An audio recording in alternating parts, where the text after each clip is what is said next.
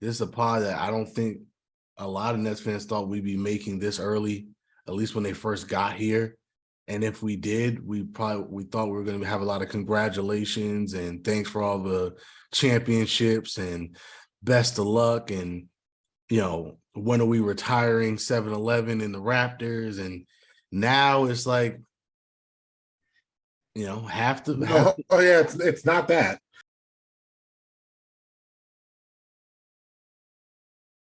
Welcome back, ladies and gentlemen. It is another great day to discuss other people's excellence. I'm the unforgettable one himself, Mr. Brett Carroll. Charles is always daydreaming, and we're two guys that get paid by Prokhorov to give you Nets propaganda. Oh man, this is a doozy one. This is the end of the 7-Eleven era in Brooklyn. This is a pod that I don't think a lot of Nets fans thought we'd be making this early, at least when they first got here. And if we did, we thought we were going to have a lot of congratulations and thanks for all the championships and best of luck. And, when are we retiring 7-Eleven in the Raptors? And now it's like, have to. Oh yeah, it's not that. Yeah, I think to say that disappointment is the big word. Disappoint, like in our mutual feelings, disappointment is the key word. To the fan that isn't a Nets fan necessarily, to the casual fan, to the sports world as a whole, I think it's more failure than disappointment, and that's just being blunt about it.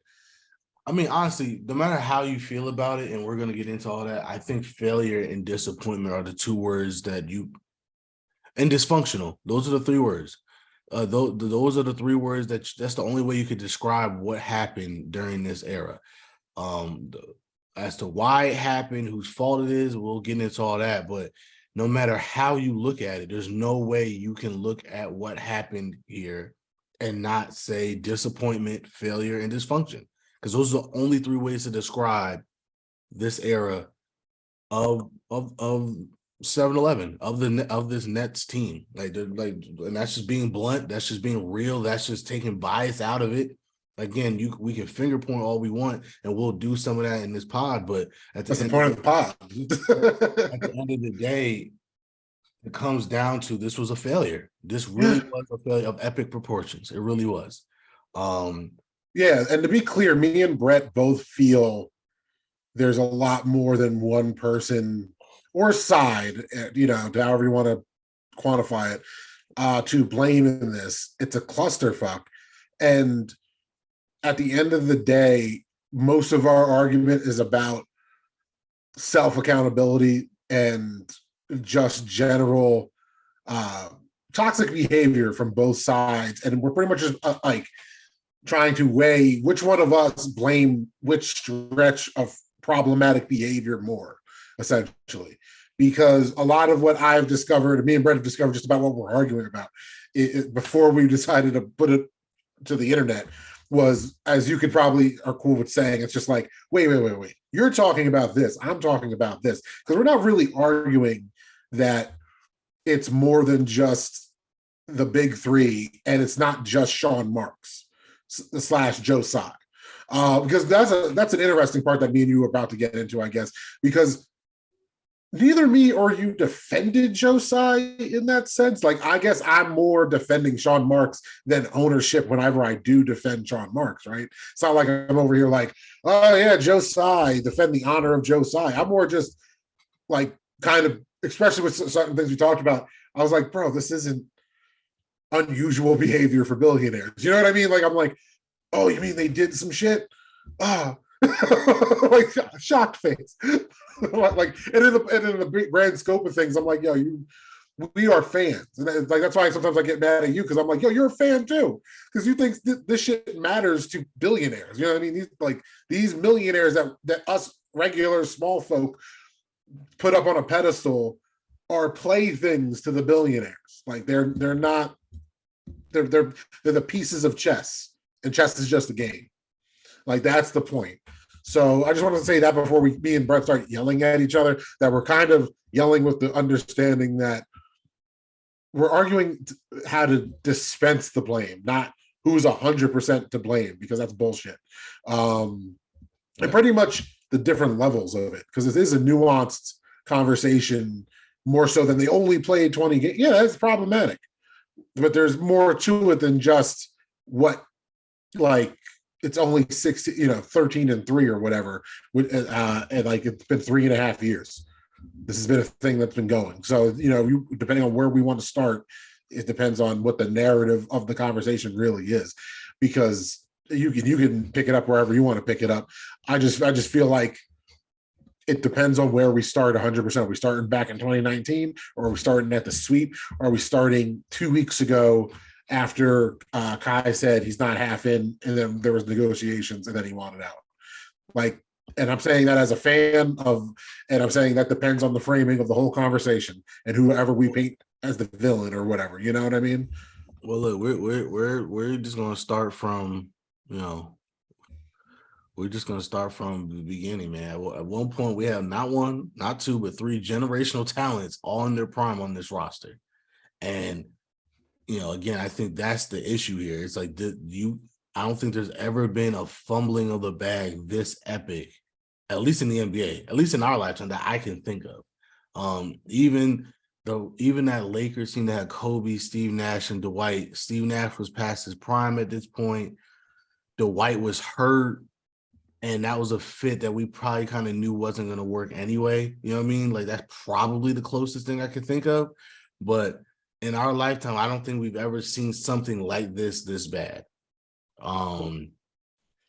This is the biggest sports failure that there's been. But let's be real. Like, as far as expectations to results ratio, this is the biggest one. And I'm saying sports, not just basketball. No, that's fair. Sports. That is fair. That is fair. Like, the closest thing I can think of that had this much of the world, like literally the world, NBA is a global brand, kind of laughing and pointing, is lesser in PSG in world football, right? Like, you got Mbappe, you brought in Neymar, you brought in Messi. Have you won the Champions League? But even they had more success on the playoff level, or whatever, however you want to quantify that system to this system. But like, and so that can't even be. Look at this failure. The Man U teams they've assembled. Nah, even they had more time. You know what I mean? Than this. And even like what you said, half those stars they brought in, like Ronaldo, are past their prime. So this was we expected at least one by now. And I remember that was a big part of me and you arguing over the summer. Like, after the sweep, what to me was never just about those 4 games. It was like, yo, this was the year. You know what I mean? Like, and just to be emotionally consistent. And we'll get into that, because I think that's the biggest thing. Like, the perception of what it was, I think, is a lot different from the reality of what it was. And now we'll get into that. So James Harden, Kyrie Irving, Kevin Durant, they weren't here long, but even in their short stint, they were amazing. They broke a lot of records, both individually and as a team. With the 3 on the floor, they were poised to be maybe even the greatest offense of NBA history. I literally just looked up, records broken. This is the first one I found. This is a silly, stupid one. I just threw it on there for times purposes, because I literally put this together right before we got on.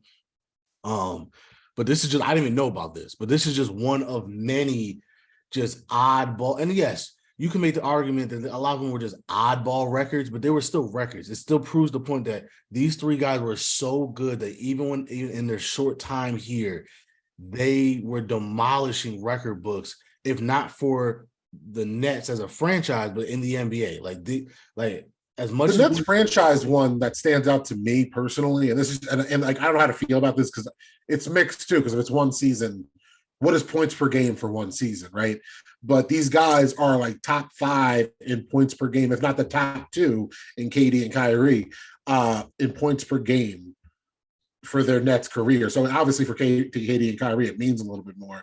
Like especially I feel after it's all said and done, we got to see more of KD, which it sounds crazy compared to where we were in 2019 when we signed him. KD was averaging 30. That's his best points per game on any team. They showed that stat. Oh, Like we had a great version of KD. We're gonna get into it about the but different that's a perception. great thing. We had a great version of all like that's been the problem, right? The issue is them being on the floor, right? That's like the one thing we can say is when they played, they never cheated us. When they were on the floor, they were all magical. They all had literally their Oh best. yeah, James Harden. I said it last year. I'll say it this year or 2 years ago, whatever it was. He is one of the best point guards I ever got to watch in my team on my team. Like that dude is a great point guard. He's annoying as hell when he's not on your team with all the fouls. But as far as him actually creating offense, he's ridiculous. Kyrie, best handles of all time. KD, he's I like you know, me and you have gone around arguing the last week or so using and with the term generational talent and what that how much responsibility comes with that term. And most of my criticisms, as you know, of KD are intangibles. Like, we're not putting him with LeBron and Kobe if he's not taking the responsibility that LeBron and Kobe took. And that's just me as a fan. Like I have my Vince Carter jersey on for a reason. It's not because I hate Vince Carter, but because especially with a lot of the fans and their doom and gloom in this moment, this isn't as bad as when we traded Vince Carter to me. Like roster wise, going forward wise, team perception wise. Like I just don't feel that. I feel like when we traded Vince Carter and we got Skip to My Lou and Shane Battier and Courtney Lee, I felt like the roster was in a lot more trouble than what we have now. So, but with that being said, Vince Carter, we got to see the best version of Vince Carter, all-time talent. Like what you said, to be fair, generational talent. But we weren't winning a ring with Vince Carter. KD, with everything I just said, is the only piece of the big three that you feel like kicks you to that level of just build around him, and you should be able to contend no matter what. So a lot of I'm not gonna. Again, to me, I think, and this is part of my issue with how this went down. We'll get into this. The numbers show when any two of these guys played, we were like unbeatable. Even just Kyrie and KD alone, I believe the stat was when now that it's over, when in games that those two guys played, I think we're like 20, maybe even 30 games over 500. That's a contending team with just it was good. The problem with them as the duo they were, and this is just looking back as a fan on hindsight, we couldn't consistently beat the Celtics after we beat them in the playoffs. Like they would just beat us, we were the team in the East with them as the duo, the 7-11 duo that could just beat up the bad teams. Like we beat the bad teams when we were supposed to beat the bad teams, with the exception of the fucking Cavaliers when we actually had the big three. You know what I mean? Like that's just an interesting point in history that we look back and they had three of those losses with the big three. The 16 games were to the Cavs. Okay, but anyway, and not even the Cavs of Donovan Mitchell. So, and also to be fair, those like the first games they played together. So yeah, but still, it's just crazy to think about. And I'm saying that because with just KD or just Kyrie, we still beat up bad teams. So, but no one ever denied their talent. That's the issue here. No, absolutely. And the problem with this trio, and it's been said by other people. I just wanted to transition because okay, yeah. You're getting don't show me these slides before we go on. So a lot of this I'm freestyling as I go along with the viewer, just so y'all know. No. I mean, that was a great transition. We're not talking about the talent. The talent was never the question. Like I said, unfortunately, this trio wasn't on the court together. Between injuries, vaccination statuses, and eventually trades, the group only played a handful of games together, and Nets fans a lot left with a lot of what ifs and what could have been. There's when I look at Kyrie's career in general, his career is so weird because it's such there's a multiverse out here where he's like the greatest point guard of all time because there's so many what ifs and like dualities of the same coins. Like, wow, what if he didn't get hurt during the 2015 finals? He might have another ring with LeBron. What if that same knee injury doesn't come up to hurt him in Boston? Maybe he goes to the finals again with Boston. How is his legacy changed then? What if he gets the shot? What if James Harden doesn't leave? Like, what if James Harden leaving is intrinsically tied to not getting the shot? No, I understand that. Like I know you do. I'm just saying for so people, because me and Brett are Nets fans. we have talked about this, so I want to make clear because me and him kind of know these little parts of our arguments already. And just to be clear, my favorite, what if Giannis doesn't do one of the dirtiest fucking plays of all time? Fuck Giannis. Like that. Okay. But I just so everyone out there, if we're gonna, if I was harsh on the beard, so I have to walk some of that back because you can, I'm still not because that's fine. But it's unfair. I feel it's unfair when his whole point of leaving was because Kai didn't get the shot. Like that's part of it. That's intertwined. Whether you want to say it's all on Kai, it's 50-50, or as some people have stated, that's the thing. They blamed Sean Marks for not being able to corral these people's egos, which is apparently part of the GM's job. I say apparently just because usually with these big threes, and other people, smart people than me, have made this point in the last 8 days or so, is usually these big threes have a homegrown talent. And in this reflecting I've been doing, and it's obvious to anyone that's paid attention to the NBA in the last 3.5 years, is Kai was the alpha of this trio, for better or for worse. He was the guy, he was the best thing that we could point to and say he got all the blame because he was the de facto leader. And I've said that on this pod, I've said to Brett, we ain't going to win because we don't have a leader. So it's a double-edged sword now because since Kai's left, he's referred to himself as a selfless leader more than once. And to his defense in that, it's not like Kevin Durant has denied anything that Kyrie has said. So we have to take them at their word for that. And all I'm saying is we're going to play the what if and give them the benefit of the doubt of their greatness on the court. Then that comes, the accountability of the lack of leadership falls on Kyrie by default, essentially. But I don't want to just blame, but as Brett knows, KD is the best player on the court. Step up. You want to be considered in that LeBron tier. This is when you step the fuck up and hold the big three together. Hold them accountable. He didn't do that. So do I blame Kyrie for just not taking the shot? Partially. Do I blame KD for not at least handling it better publicly with the fans? Because there's a way of defending your boy, if you believe what he's doing, while keeping your other boy happy in some way, shape, or form. I feel like the big three, because in the last couple of days, at least right now, upon this recording, there's a big contingency of net fans that blame Sean Marks for this. And it's weird to me because if I'm going to blame Sean Marks for something, it's giving them too much power, which is the double-edged sword of making them happy and bending to the will of these generational talents that every organization does.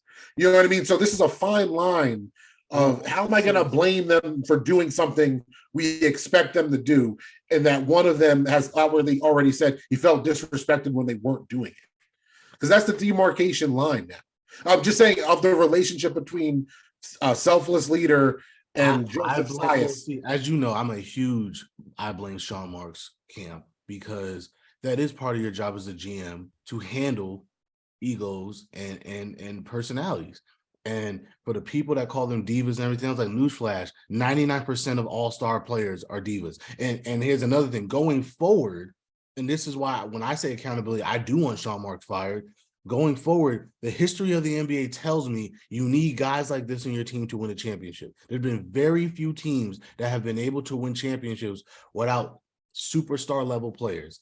And going forward, if you think these guys are bad, do you see what these kids are doing now? You see how coddled and spoiled these kids are now?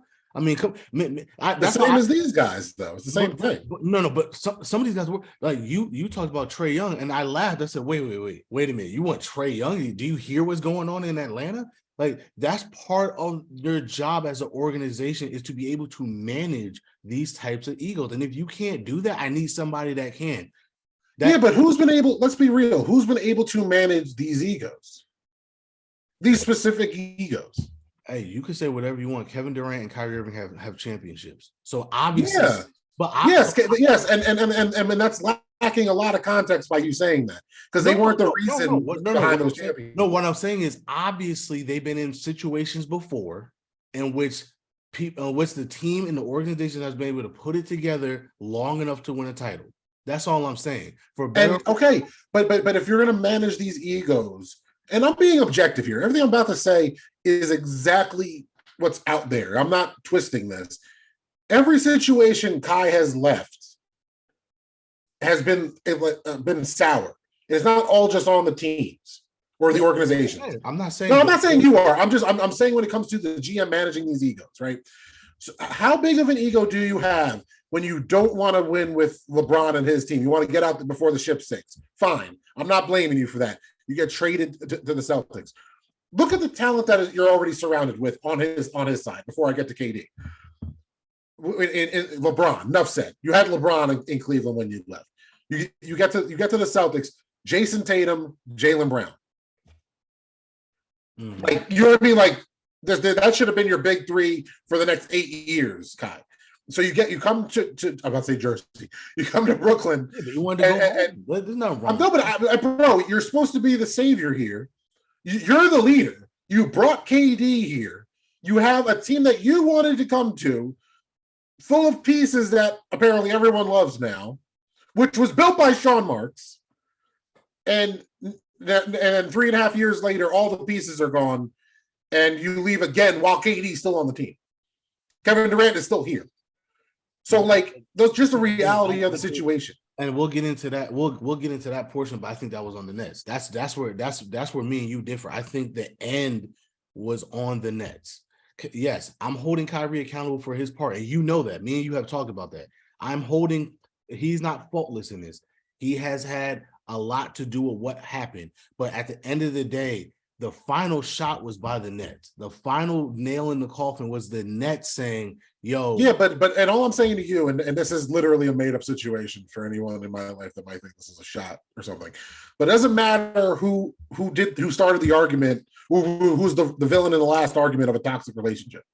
No, absolutely. Like, you know what I mean? Like, that's the fault of being you. But that's also what I'm saying is, and that's funny that you said that, because I have another slide that talks about that. At the end of the day, this was a dysfunctional, toxic relationship, and that's on both sides. And that's all I'm saying. There's a lot of Nets fans that think that the Nets are faultless, and then somebody, no, the hell. No, I don't think they're faultless. I don't want him fired. He built a good team with no picks. Now we have picks and a better team than he built the last time around. Like, Sean Marks has shown that he can build a team. See, So here's what I'm saying. Here's what I'm saying to that, right? Yes, he's shown that he's going to build a team. I don't care about that. I want a title, right? Yeah, but you say that, but some of the biggest L's are because of the catering to the D. That's diva behavior. Hold on, let me finish. I want a title, and at the end of the day, you had a title contending team, and for whatever reason, it all fell apart under your supervision. I'm sorry. In no other position does that guy get to keep his job. In no other position would somebody get to keep their job after something like that happens. That's one. Two, like I said earlier, if it was simply a matter of he couldn't handle these guys' ego, I still don't want him here, because like I said, the history of the NBA tells me I have to have at least one of those type of guys on my team. And if he can't handle those type of guys on my team, I don't want him here. I agree with you. Hold on, just to be clear, I agree with everything you just said. What I'm trying to insert into that point is part of handling that ego is you have that foundational rock of a superstar already. Like every big three. Like the irony with the Cavs is they had two dudes that felt the Cavs were their home base team. Like, hey, I was drafted here. I have, like, this is my team type of vibe. The Heat had D-Wade. The Celtics had Paul Pierce. Like, every version of the big three in the most recent era has had a person they drafted that was that talent. And I'm not bringing him up to blame him in this and say this, he gets more of the blame. I'm just pointing out this is why he gets blamed more. Kyrie was our default dude for being the hometown kid. You know what I mean? Like, just to be fair, and this is objective. This isn't me throwing a barb. Zero loyalty to the organization, which is usually inherent in one of these big three situations of the GM, because there's a drafted dude. Like, so yeah, you can blame him for that, but you have to add that asterisk of he didn't draft any of these dudes, he signed them. That's very fair. That's very fair. But I also think it was toxic in the beginning because I think like a lot of people said they didn't want Kai, they wanted KD, but they just knew Kai came with KD and they had to quote unquote put up with Kai. So I think even from the jump, there wasn't really that love for each other. It's more of, oh, I want to be here, but they don't really want me here. They're just putting up with me because they know putting up with me gets them the person that they want. So I think that's part of it too. I think that's part of it, but at the same time, and I know you're not saying this. By the way, Kyrie did nothing to stop that perception. No, absolutely, and that's what I'm saying. To be fair, look, Kai's not innocent in this either. I know. I want to clarify. I don't. Brett did not say that. I'm just clarifying. Brett is not saying that Kai did the best steps to stop that perception of that he was the add-on, and this is why it's toxic, because one side does not view you as the alpha. But us just living in reality, the irony of the two sides we're talking about. No, and you make a great point, Katie. And you've met Katie. I met Katie. Katie is one of the nice. People might see him going at people on Twitter, but he's one of the nicest. Oh, all the shit I'm talking about, Kai, is on a professional level. He's fine. I'm just putting this in context for people that don't know. Katie's one of the nicest people you will ever meet, and Katie just wants to get along with everybody. And to your point, I think that was part of the problem. He's not the type of person to take these guys, together and say, "Hey, y'all, what are we doing?" You know what I mean? Like, Kai, relax. James, relax. We'll be fine. Let's let cooler heads prevail. He's the type of guy that say, "Hey, bro, I'm not going to get in the way of what you're doing.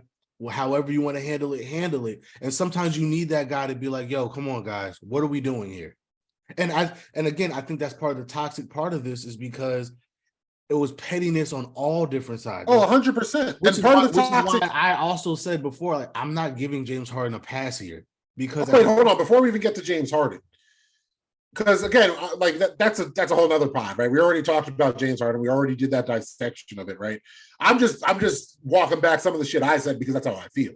When it comes to them, another level of this toxic is y'all came here to prove y'all could win together.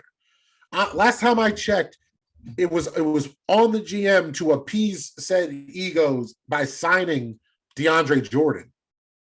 Like, it wasn't like the Nets wanted to sign DeAndre Jordan.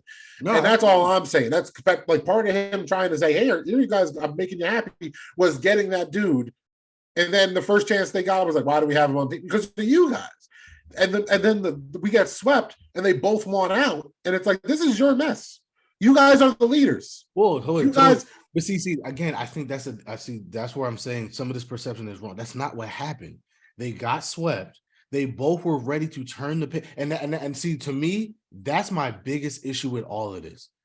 I will be the first one to admit last year was an utter disaster. And if you want to put 99% of that on Kyrie, fine. But at the end of the day, my thought process all along was, okay, last year happened. Move on.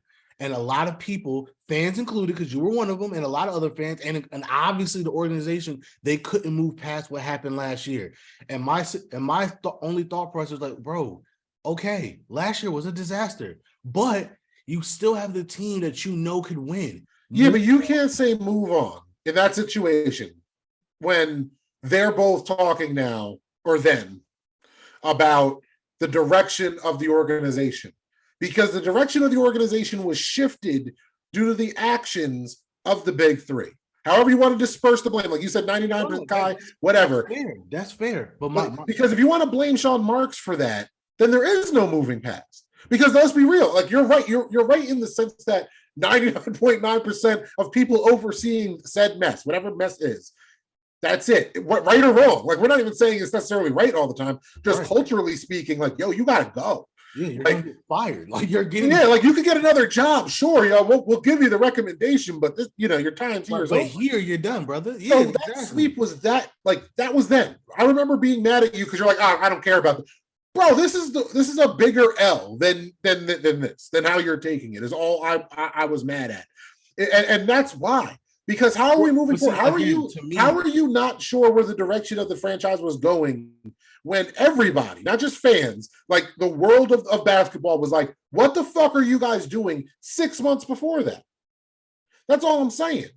I mean, to me, in sports, one of the beautiful things about sports is it's a year-to-year thing. You turn, unless it's like an injury that carries over to the next year, you move on, right? The Super Bowl, as we're recording this, the Super Bowl is in a couple hours, not even less than that, right? At the end of the day, whoever wins the Super Bowl, they're not guaranteed to win the Super Bowl next year. Whoever loses the Super Bowl, they're not guaranteed to go back.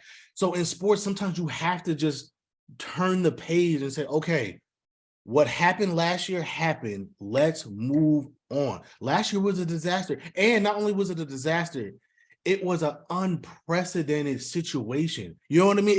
It was one of those things. I'm like, all right, that was such a clusterfuck of everything politically. So think about that. No, that's rare when politics and everything else are directly tied to what's going on in your season.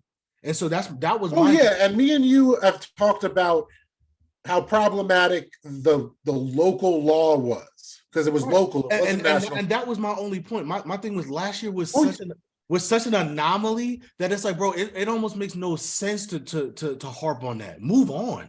I get that, but at the same time, as we said at the end of last year, or I said, it's not just 1 year when now there's a track record of Kai exacerbating situations.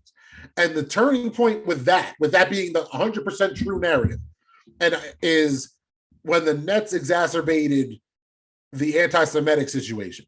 Because let me be clear, I did not support what he posted. Brett did not support what he posted. We both knew it was fucking stupid when it was posted. But the objective reality is the Nets owner exacerbated that situation.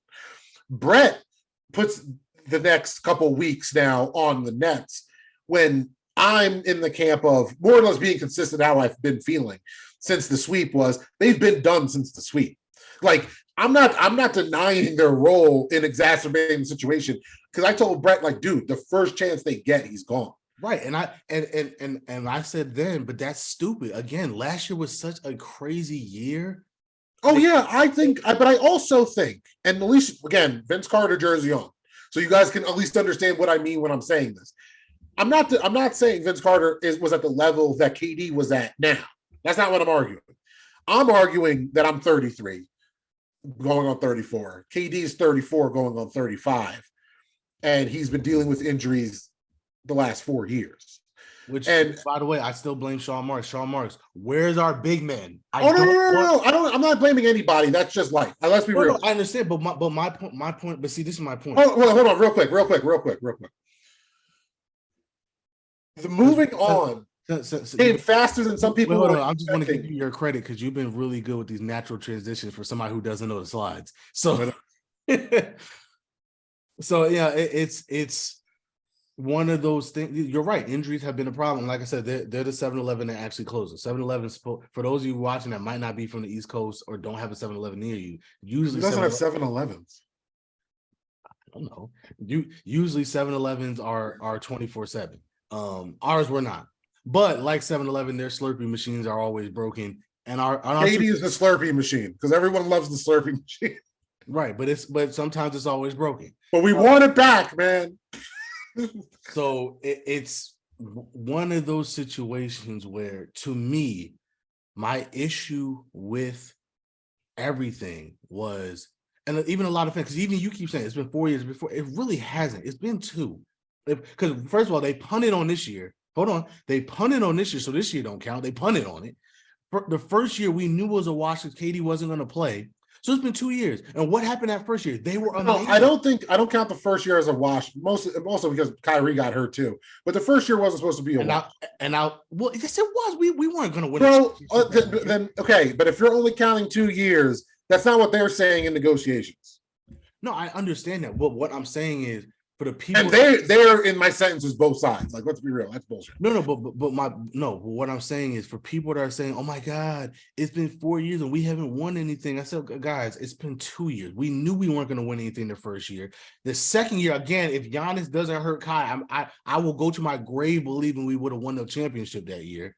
And then even last year, It was an absolute disaster. We get that, but that was such an unprecedented situation that again, it's like cooler heads should have prevailed and people should have been able to move on. Again, now notice, I'm not saying just give Kyrie a contract extension with no stipulations and da. I'm not saying that.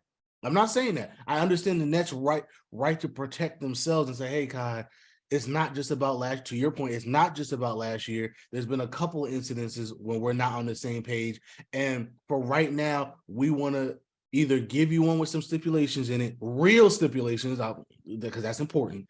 Either give you something with some stipulations in it, or we want to just wait and see what you do this year. And we'll talk again at the end of this year, right? I have no problem with the Nets doing that. If I'm going to be fair, that's what most organizations would have done in that situation.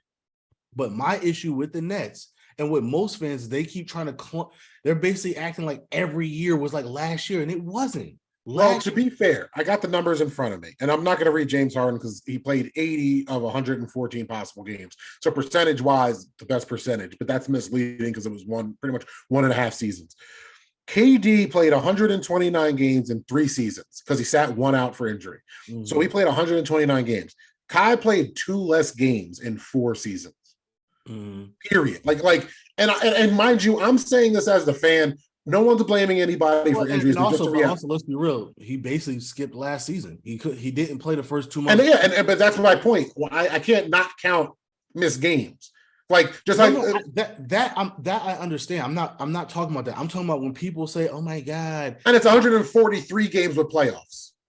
Just to be fair to him, 143 with playoffs. No, my point when people say, "Oh, it's been 4 years and we only have 1 playoff series," no, it hasn't. It's been 2 years, guys. 2. Just to be fair, and from the fans' point of view, I don't know what it's gonna be like when he comes back in a couple of years, but Kai the Celtic, 2 seasons, that's it, 127 games.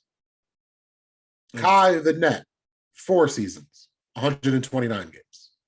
Yeah, okay. I'm just saying, and this but that's the point I'm making in terms of if we're talking about contract negotiations, I don't blame the Net for. Oh no, I'm saying for expectations even this year, because he was playing great. He was playing great. But we also know that the vast majority of those games missed was because of the vaccination. Come on, guys.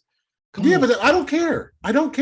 No, but that is one thing that I'm sorry. He's been healthy the last 2.5 years. Bro, who cares what the reason is that you're missing? No. That's important because if you're gonna use health against him, he only got hurt. And by the way, no. I'm not using health against him. I'm just not getting into the people that treat him like a martyr for not taking the vaccine. I'm not, and I'm not doing. I'm just letting you know. I'm glossing over it. I'm glossing over it and lumping it together for our own, for me and you, because we don't need the guys that are going to question, 1, our politics, and 2, our blackness, because Kai didn't take a shot, and we are going to argue the merits of it. So I'm skipping it. I don't feel like fucking dealing with it. COVID happened to this is my general belief. COVID happened to everybody. So I'm giving you the benefit of the doubt, whatever your personal reasons are, that you just didn't show up to work. I don't care. Because that's your personal, you know what I mean? What do you want me to do in this? I'm taking the step back, have your personal time, but you don't get the benefit of the doubt for missing the games you would with an injury. Which is why I'm saying I don't blame the Nets one bit for saying, hey, Kai, no offense. We either got to give you a contract with stipulations, and again, I'm going to say real stipulations, because I'll get to that in a second. Or, hey, Kai, no offense, we got to get 1 year from you, bro. 1 full year. You dedicated, you not missing any games for any reason, and then we can talk. I have no problem with them doing that. None. I have no problem with them doing that. My issue is they weren't even doing that in good faith. And that's the issue I have. At the end of the day, it had really been 2 seasons. One was a great year that just unfortunately ended because somebody did some bullshit, Giannis. And one was a mitigated disaster, and that's on everybody. Okay. I'm sorry I smirked during that. Just for clarity, I wasn't smirking at anything he actually said. I just read the paragraph that says magical, and it got me. Like, I really didn't mean to smirk at that moment, just for the clarity.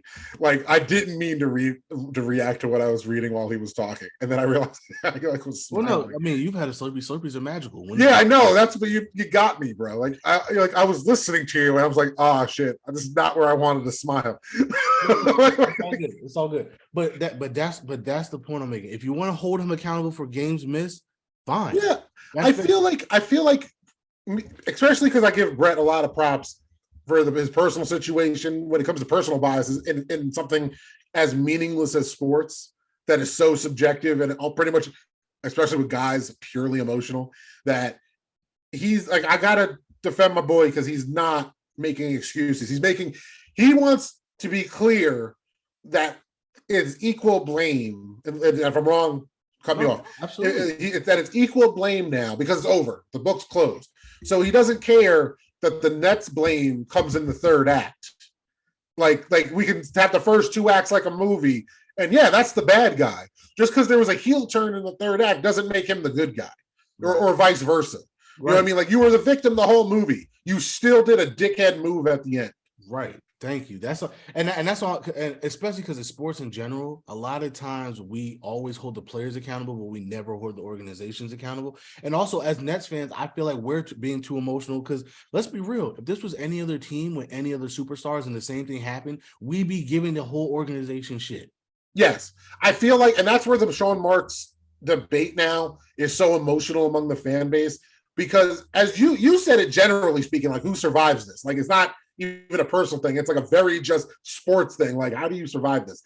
While people like me are like, yo, this dude built a good team and culture with no picks. Now we have a shit ton and a better roster. See, that's another thing. Expect a lot of those picks to be gone, because what's going to happen this? But hold on. You got to admit, though, he did build a good roster with no picks. Yes, of course. You know, I was on the Sean Marks. Yeah, and all I'm saying is you can understand while people saying that there's people saying he's the worst GM in the league. Dude, when you fumble this bag, bro, like that's all I'm saying is I'm not calling him the worst GM in the league when the free agent, mind you, no one's arguing that you don't sign them as free agents 100 out of 100 times. But when you sign the free agents, part of the blame is also the players playing. Like, you sign them to play. So not to rehash our whole conversation from just before, but that's part of the problem too. The employees didn't work at the job. Yeah, but also Sean Marks wasn't great at his job either, if we're being fair. Sean Marks, to me, has a style. He has a way of doing things. And like I said, there's like just like Kenny Atkinson had to go, right? There's certain coaches that can take you so far, but you need a different coach to take you over the top. I think Sean Marks is one of those GMs. He could take you so far, but you need somebody else to take you over the top.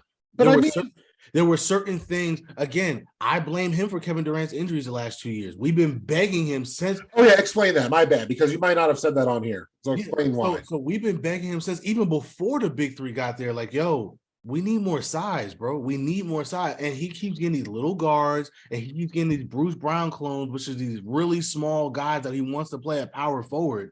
And so KD played a lot in the paint, especially on defense, where guess what? When you're in the paint, people are going to be falling all over the place. I don't want my 7-foot megastar, who's my best player, in the paint. A glorified, two guard. Right, and that's another thing. When you've been playing, and we're big men. We with our big asses in the paint when we play. I literally, my back is like, yo, guess what sport you're not going to play anymore. Right, but it's like there's a different mindset when you're a post player versus on the wing. When you're on the wing, especially defensively, it's usually just you and your guy. That's all you're worried about. You're not worrying about people falling around your legs and all this other stuff. You have space. When you're playing in the post, you got to be more aware of that. You got to be aware that there's bodies flying all around. You got to be aware that there's action all around you. Oh, yeah, bro. As a forward, I look for contact. I look just to piss you off and make contact. And that's the point. The last 2 years, it's been freak accidents where he wasn't really paying attention and somebody falls into his leg. And so again, Sean Marks, this is why I don't want him down there. He shouldn't be down there. Your job as the GM is to get guys on the roster so he doesn't have to be down there. Because first of all, and we were tall now, But just imagine how good we would have been if we had a legitimate power forward with KD as a 3 or even a 2. Now we're long and we have You Gerber. got to play the 3, right? That just makes more sense. But that's my point. That dude got the ball stolen from him. I feel like more than people. That's true. He needs to play. He needs to play 3. But the point I'm making is that's again on Sean Marks for not putting the roster together to maximize what we had on these. To your point, the roster last year was ridiculous. I mean, it's like I'm being serious. Like you had him as your GM of the year because the roster he created was ridiculous. With Dragic, LaMarcus Aldridge, Seth Curry, Andre Drummond. Like we had the roster last year, and then he let a lot of them went, and then this year, and then we got swept. No, I'm being serious. Like I'm not alleviating all blame of Sean Marks in that. I'm saying he did the roster part. The blame that I feel like you're too much blame and not getting the right pieces, and not enough blame in this instance of the fucking coach. Yeah. Well, don't worry, Charles. I was getting to that. Then there's another segue. Yeah, we're not doing this on purpose. Is that the next slide? Son of a bitch. Yo, what up, baby? All y'all motherfuckers that think Brett is just doing all this. This is what I do off the top of my dome. Like, what's up? You play the lottery today. You want it. But anyway. No. But that's the point I'm making. Like, so then there's the coach situation where if we had a better coach, which Sean Marks picked, we again, and this is another thing I don't like about the Nets. The Nets have been very slick in their role in this. Oh, no, it's Kyrie, it's KD. It's like, wait a minute, no. Now that we're getting more information, y'all had a lot more to do with this bullshit than you let on. And you're trying to make it sound like it's all them and you're washing your hands of it. I don't like that. No. Y'all are just as to blame as they are. Because again, we had a coach that did not know what the fuck he was doing. Steve Nash, for as good of a dude as he seems, is the worst coach I ever seen. And anybody that's paid attention to Nets propaganda in the past knows I am no fan of Lionel Hollins. Like to be fair to the Brooklyn, I'm only going to say Brooklyn, the Brooklyn Nets coaches. Steve Nash is without a doubt the worst one. Like bad. And that was Sean Marks' guy, but notice how they passed the ball. No, this was the guy KD wanted. No, it wasn't. Oh yeah, I trust me. As a fan of basketball, not just the Nets, I do blame them for this is the time you're not going to swing your power around and put your foot down about a coach. Like overall the coach, you know what I mean? Like that's why I don't blame just Sean Marks on that. It's like of all the instances of y'all not to be like, no, I'm so-and-so. This is what I say. To be fair, KD never did that. KD never did that. I know, but I'm being consistent. That doesn't make it better that he never does. You know what I mean? Like, no, but I understand it. But my point is they tried to pass that off as that was KD's choice. No, it wasn't. It was your choice. Just like with the video, the whole Black Israelite video. They tried to pass that off like, oh, this was a Kyrie situation. No, y'all made this shit hot. Yes. Kyrie didn't handle the interview well, but again, y'all set him up. And he's now exacerbated the situation by deleting it. Absolutely. But at the end of the day, y'all set him up for knowing damn well he wasn't going to handle that well. But and that's where the 50-50 comes in. Me and Brett, because at the beginning of this, I was saying it was more 70-30, at least 60-40 players ownership. And Brett has talked me to 50-50 because that's a mixed bag, what he just said. Because you could set somebody up to failure because what Brett's argument is, they'll fall for the trap. Right. Like I'm just saying, as a grown-ass man, Kai's 30. Like, yeah, but also, and I told you this before when we talked about it, we as journalists, we take communication skills for granted. Not everybody has them. Again, that's why relationships fail, because people don't know how to communicate. So when you do dropping gems on this pod. No, but seriously, when you do something, and again, Kai posts up every day. You know what we do? We ignore it because nobody gives a fuck about what he's reading or watching. Like his stands will probably read it and watch it and think it's the greatest thing ever. Great. But guess what? Nobody else is paying attention to it. He tweeted that on a Tuesday. Nobody talked about it. But then on a Thursday or maybe even Friday, I can't remember, Joe Tsai was the one that brought it to light. And here's another thing. I didn't watch the video. I'm never going to watch the video. But most people, not most people, I've had a couple people come up to me who have watched it. And they even said, okay, yes, there's some problematic stuff in there. Absolutely. But in what's over a 3-hour movie is probably accumulatively maybe 20 minutes of it. So again, huh? I said still because again, this is an isolated. Hold on. To be fair, we literally just did a pod yesterday ranking our favorite MCU movies, right? And y'all will see that later after this pod, but we recorded before we recorded this pod. And even in that pod, right? Even the movies we loved, we talked about a number of times. Well, yeah, there's some things in it there's flaws, but we look over it because the majority of the movie is good.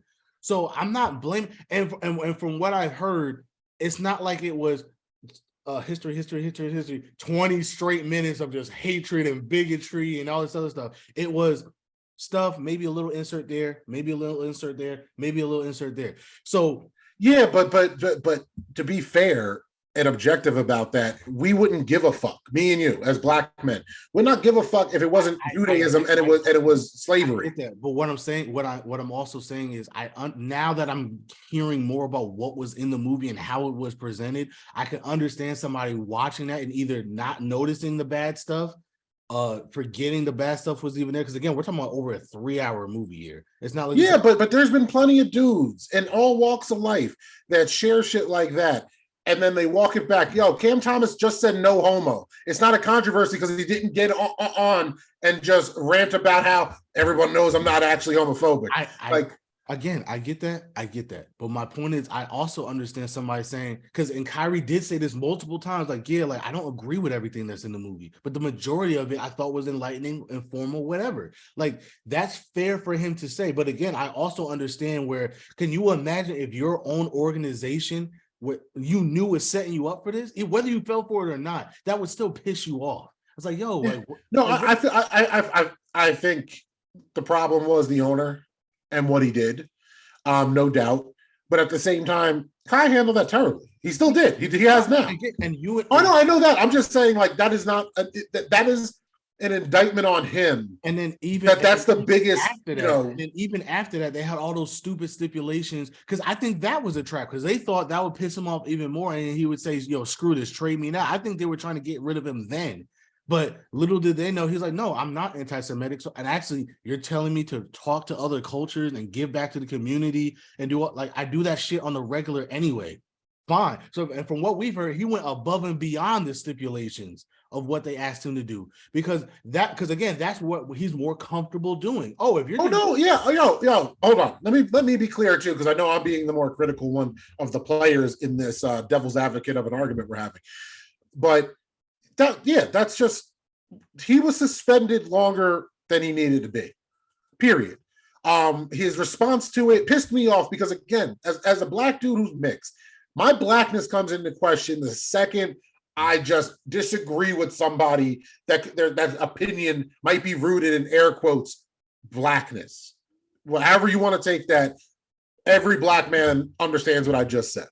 Let's just be real. Our blackness comes into question if we question whatever popular narrative is in the room. I won't even say America or the zeitgeist. No, could be a room full of brothers and you disagree. And then somebody's like, oh, you ain't black if you don't agree with whatever I say. And that's the problem with Kyrie stance. Like, let's be real. If we're gonna blame the owners, I'm not fucking simping for billionaires on my own platform. Fuck out of here. I'm not coming to Joe Tsai's defense. Anybody that thinks that's happening right now. I'm saying Kai sucks at communicating. He's his own worst enemy. I've been trying to lay out, he exacerbates every situation worse than it needs to be. And then it doesn't help that his stands take his moments of just brain farts. Let's be real. Like, he's just sometimes talking out his ass, and they try to make it some fucking deep knowledge that he's spewing.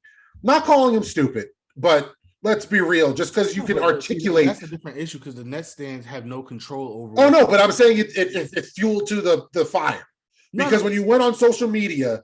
Again, that's very true, and it became a social war that it didn't have to be. Yeah, and think about the overall narrative at that time, because besides basketball Twitter, which is its own thing, if you're not on basketball Twitter, you just don't know how ridiculous. Because I got it, I don't even have that many followers. When I was writing for basketball sites, it's just crazy the amount of interaction that algorithm gives you. And now you mix it with Kyrie, who has more followers on social media than there are literal Jews on the planet. And his stands, who could be like 1 million out of 20 million, let's be real, spread across the planet. That's a lot of people that have this fervent opinion that isn't right. Like it's not based in lies or hate or whatever, but it just isn't objectively true. And then put into that a couple of days before, when it comes to the algorithms, Kanye West is on his Nazi tour.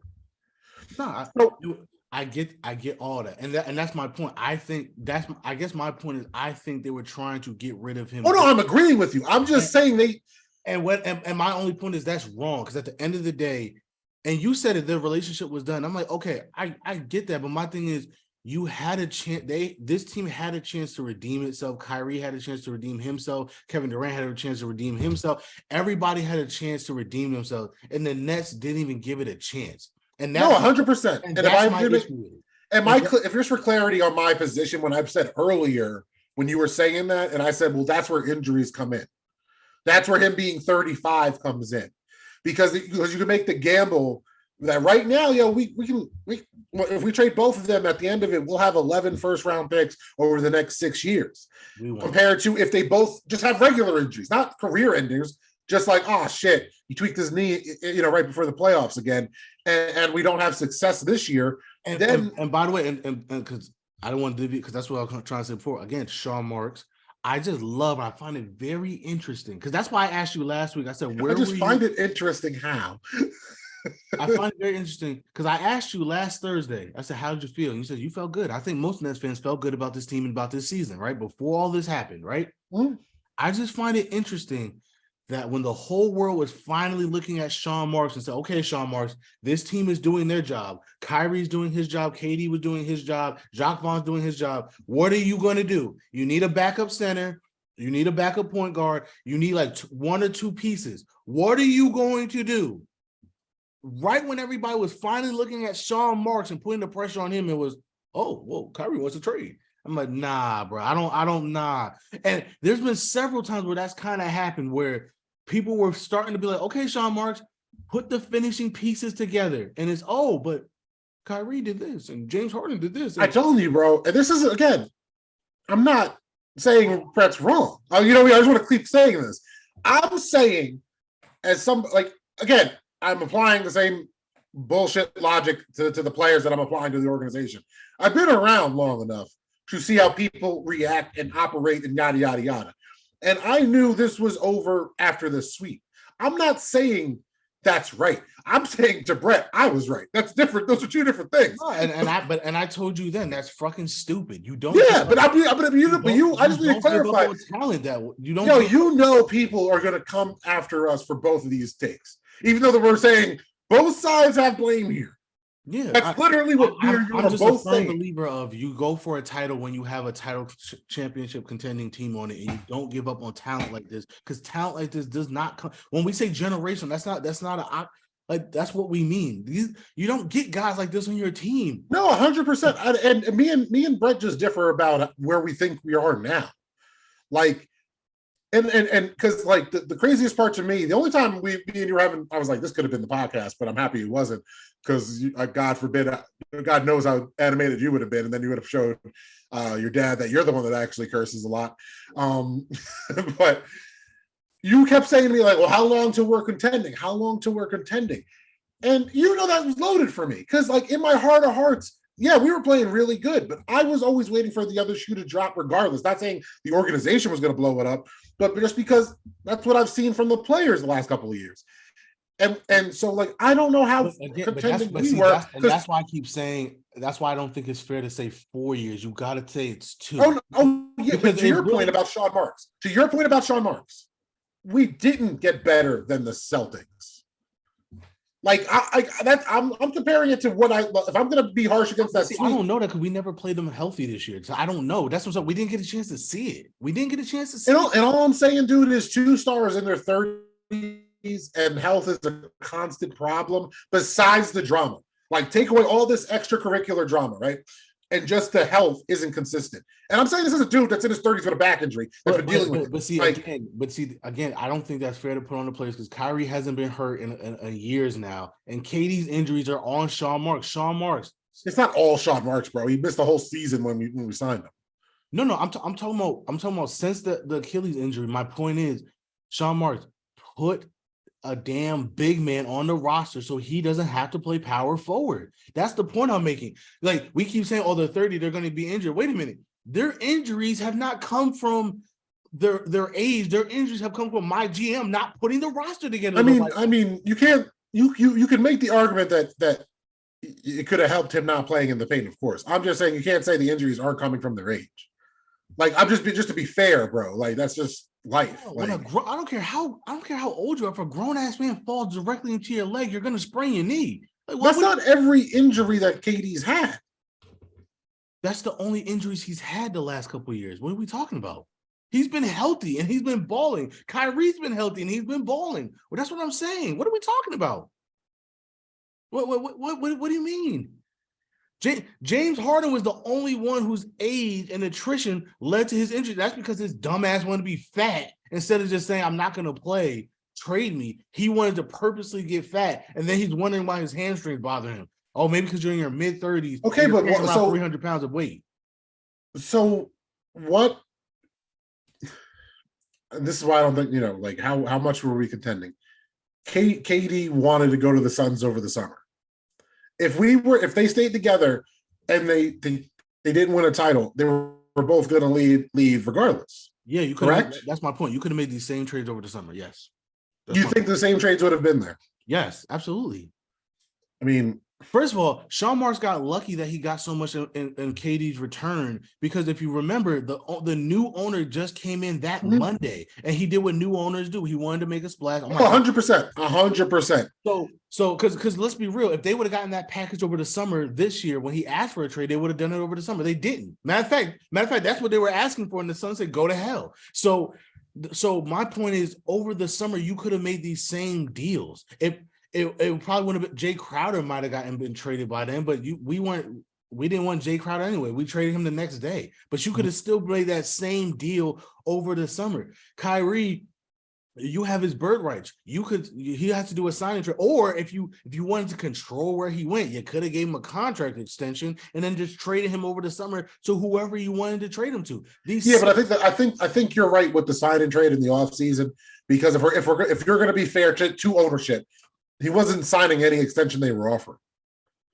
That's because they weren't offering him good extensions. But he didn't want a 2-year extension. No. Watch this. So, and I didn't even know this when we were on the phone, when we were talking about this. Careful now. I said careful now. That bullshit offer that they gave him, and I didn't even know this. What the stipulation of him winning a championship, that was for him even getting a third year. Yeah.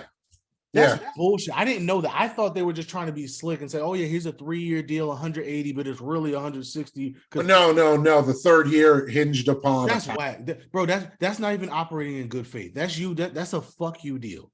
And not to mention, that's a fuck you deal that you gave to my agent, who's my stepmom. So you basically just said fuck me in 3 different languages and 3 different levels of disrespect. And that's the point I'm making. The Nets are wrong here because they had a team that was contending. They had a team that it's not an unprecedented deal, though, just to be clear. And props to J. Will, because as you know, I'm a J. Will fan, and that dude gets a lot of shit for giving players perspectives on shit, which I always find interesting because fans hate his opinions. And I'm like, oh, you would hate some of these players if you think J. Will's not telling you the truth. But apparently there's 5 other players that have similar stipulations. None of them are superstars is the problem. I feel, this is, again, playing devil's advocate here, it was a fuck you. Just to be clear, I'm not saying it wasn't a fuck you. It was a fuck you because to the average blue-collar fan, not for the lack of a better term at this moment. Point. They were being, it wasn't to the Kyrie stands that are going to love him no matter what. It wasn't for the Nets fan. They were being slick. They were saying, "Oh, you don't believe you're going to win a title in the next 2 years? We're going to trade you." Like think about it. Like you don't follow politics like I follow politics. That type of deal is for when somebody hears that, like a regular ass person that does a 9 to 5, has to work overtime to pay bills. Wait, so you got 2 years guaranteed, and the third year was an option relying on a title, and you think you're this, and this is how people are going to say it. You think you're this selfless leader that's an all-time artist and great, but you don't have enough faith that you're going to win the title with Kevin Durant? But that's stupid because only one Anything can happen. I'm not. You know that's what they're gonna say. You know it. That's why you're mad because I'm not saying it, but you know literally. But that's my point. They were being slick. Yeah, it was a fuck you. Yes, 100%. And they were dodging Blake because again, they gave him that deal the day after the whole. They didn't want. I 100% believe. This is my belief, Don. No one's told me this. Brett ain't slipped nothing to me. This is just how I like what I said over the summer type shit. I 100% believe they did not want to help him out. I 100% like what I said over the summer. They were done with him. I didn't think they were done with him to the point where ownership, like was doing what Brett's been saying they've been doing, which they have been doing, and doing these public fuck yous to him on the way out. Didn't see that coming. I'm hurt as a Nets fan that the hometown kid wasn't the savior or what he said he was to us. That could be true. It could also be true that the organization dicked him over in a way that didn't need to be done. Because usually, as Brett knows, some of my biggest issues in life is when people are like, oh, take the high road. And then sometimes as a human being, you're just like, no, fuck that, man. I don't want to take the high road because yada, yada, yada. Even though everybody, the best advice is take the high road. Be the bigger man. That's the best advice I'm one man can give to another is you don't gotta yell and curse and da-da-da-da. Walk away, cool heads prevail, take the higher road. The Nets didn't do that. Because they weren't perceived as same old Nets with their handling of Kyrie. But these fuck yous, instead of just being like, no, we're not extending you. Because I think that'd be more palatable to everybody. If they literally had the balls just to be like, no, after all you've done, no. Play the whole season. No. Thank you. I do agree. Thank you. That's all I'm saying. And here's the thing. If they wanted to be petty, if they wanted to say fuck you, if they wanted to screw him over, if they wanted to get the last laugh, you could have still done that. Because again, you had his bird rights. He had no leverage. You could have said, hey, Kyle, listen, we're not going to give you a contract extension right now. Oh, word, then trade me. Oh. Hey, Kai, we're not going to trade you either because, again, we're the 4 seed right now. When KD was healthy, we were killing it. We think we could win this year, so we're going to play this out. Also, do not leak that you want to get traded because we will hold that against you in any type of contract extension negotiations going forward. Oh, also, don't even talk about you want to sit out because you can't sit out because not only could we fine your ass to kingdom come, but if you sit out the whole season, we basically control your future. You can't even play anywhere unless we get permission, and we won't give you that permission. So again, go continue to do what you're supposed to do. Go kick rocks and touch grass. Go kick rocks, shut the fuck up and play. So if they wanted to be petty, they could have still done that. And to be clear, though, that's the type of shit that the same people, not Brett, but like the same type of people that would say that's what the Nets were supposed to do. If the Nets did that, would still side with Kai saying that's fucked up because you're supposed to just give these stars whatever they want. There's a large contingency of the casual fan. No, that's fair, and I'm not talking about that. I'm saying if they wanted to be petty and all that, they could have still done that. Oh yeah. My issue is the priority was to be petty. The priority was to say fuck you. The priority was to screw him over. The priority was to get the last laugh, where it compromised the team, and that's my biggest issue. I'm like, yo, come on, bro. And this is my point. Nets fans are suffering because instead of being excited for next week when Kevin Durant's supposed to come back, we're like, oh, okay, I guess we're back to where we are. And that's whack. That's whack. The team suffered because both sides were being petty. The team suffered.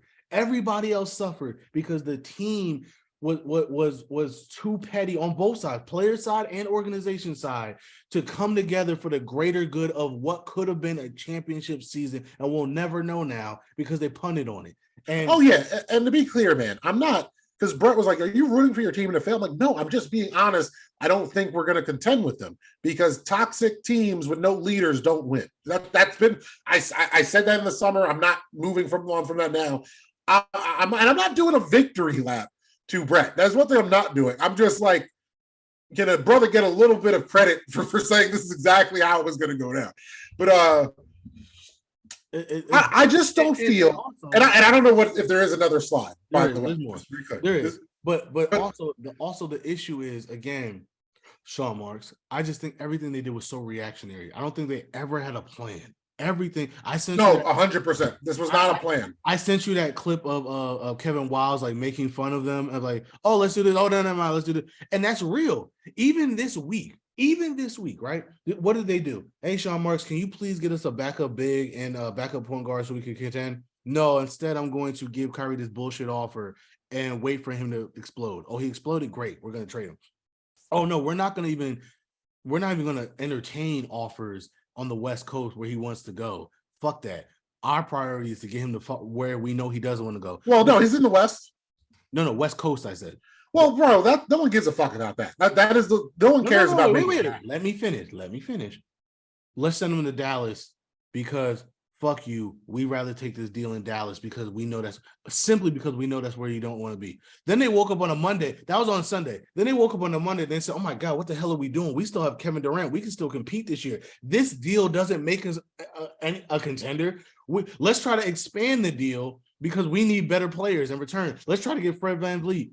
Oh, no, we can't get that done. Shit. Well, the situation with Kyrie is already done. So we have no choice but to trade him to the Mavericks. That's what shocks me, bro, because I didn't think at the time, because everything he said, it has been kind of confirmed by reports, period.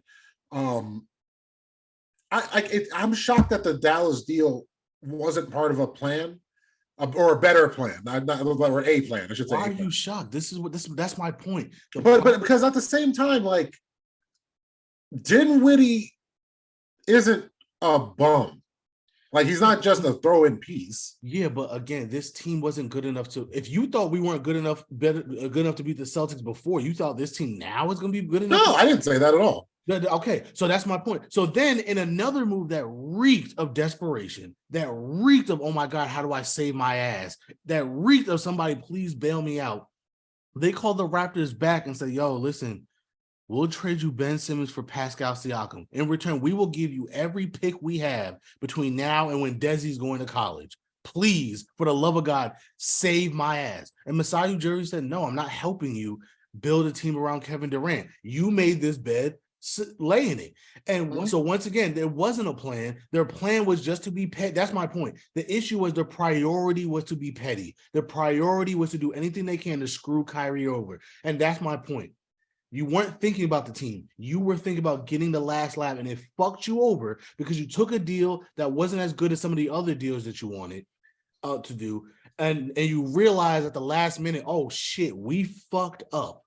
We just to keep it a buck, I'd rather have Dinwiddie at this point in time than Russ, and I like Russ. But no, I'm not talking about the Russell Westbrook deal. I'm talking about other deals that could have been made that you weren't even thinking. Oh no, I'm just being clear because the only deal that anyone's going to consider in our conversation is the Laker deal. So that's all I'm saying it for. That's not true. The Phoenix deal was better. If you're trying to win now, Chris Paul and who else did they say was oh, right. The Phoenix deal. I like, that was the one I texted you about that. Yeah, I was like, yo, we could have got Chris Paul. Yeah, if the goal was to say, fuck Kyrie, we can win without you. We're trying to win now without you. The Phoenix deal was better. No, 100%. Yeah, the Phoenix. Yo, I said it to you. I sent that notification. Yeah, but that's my point. He was mid screaming at me. I just want everyone to know he was mid screaming at me, and I sent him that deal. And I was like, oh, this is gonna piss him off more than I'm the one sending it to him. But that's the point. That's the point I made. Their only priority and prerogative was to fuck Kyrie over, and that's my point. Like you're not a good organization if you're only thinking about screwing somebody over. You have tunnel vision. You have such tunnel vision. Yeah. And you're not thinking of what's best for the team. That's the point I'm making. So then you did all this, and now you had to trade Kevin Durant. And like I said, he got lucky as fuck that new owner came in and said, yeah, whatever it takes to get Kevin Durant, we'll give it to you. Like, he got lucky as shit. And what really pisses me off is even if he didn't get lucky, even if he had to trade Kevin Durant for pennies on the dollar, and let's say he only got Cam Johnson in a pick, there'll be Nets fans still waving the Sean Marks pom-poms. Yay, we're done with this team. Yay, we can rebuild again the right way. And I'll be sitting there like, see, this is what I'm saying. Take your Nets colored glasses off. They're wrong. We had a championship team and they blew it up for no reason. They blew it up because they were being so petty and so childish that they couldn't see what they were doing. And all these picks that we're so happy about, I'm telling you right now what's going to happen.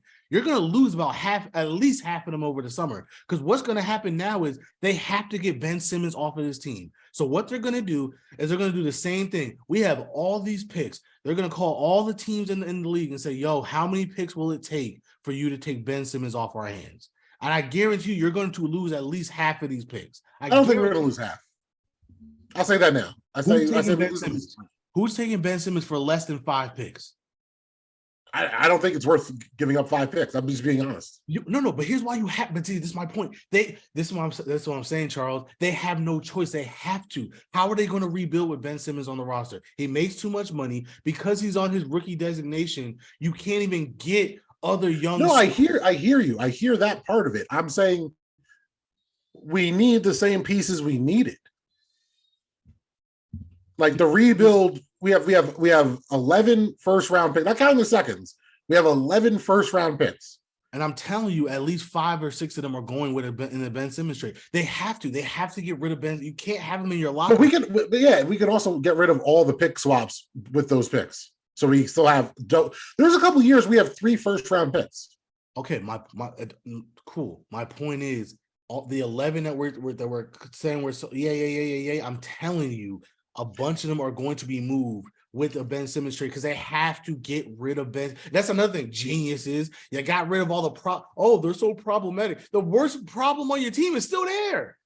The worst problem on your team is still there. At least these 2 guys gave you a chance to win. Ben Simmons not even helping you win. Oh, by the way, Joe Harris is still on your team that you were supposed to get rid of. Steph Curry is on your team that could walk in free agencies. You're about to get nothing for him. So the great Sean Marks, and this is my point, the great Sean Marks that y'all keep saying was so worried about Kyrie that he didn't do what he was supposed to be doing this trade deadline.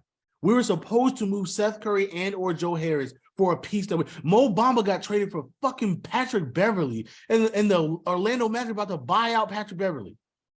Mo Bamba was a guy we were supposed to be getting. Why is he not on our team? Oh, that's right, because you were so busy trading Kyrie and KD that you couldn't do the simple deal of, yo, we'll trade you Joe Harris and a pick for Mo Bamba. Like, Jesus Christ.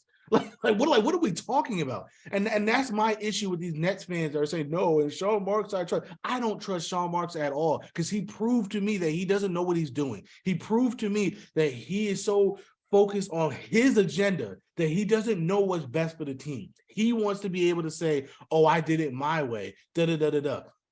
And Joe Tsai, because he's for whatever reason, is in bed with Sean Marks, he won't hold him accountable. Because again, I don't care who you are. Unless it's a Jerry Jones situation where the owner is the GM, how is the GM not getting fired in this situation?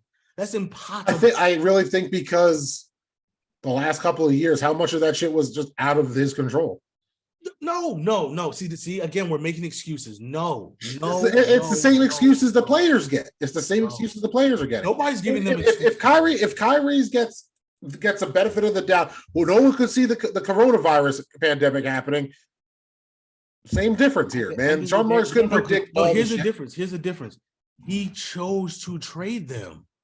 He chose. If they walked in free agency, then fine. It's like, hey, well, look, Sean Marks couldn't control. I think it's a mix because it's a bigger deal to trade KD when he was under contract, but also look at the haul you got for a 35-year-old.